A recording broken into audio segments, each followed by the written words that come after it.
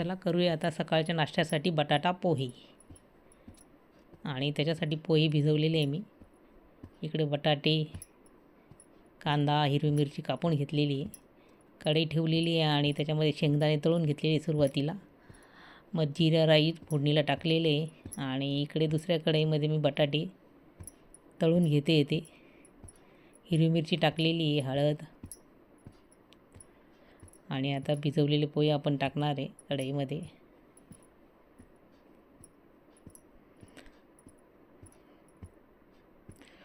तुम्ही पण करतात का असे पोहे बटाटा टाकून? खूप टेस्टी लागतात.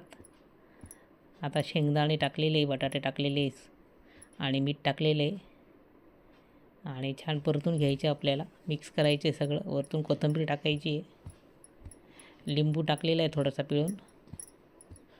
आंबट मस्त आणि पोहे तयार आहे आपले.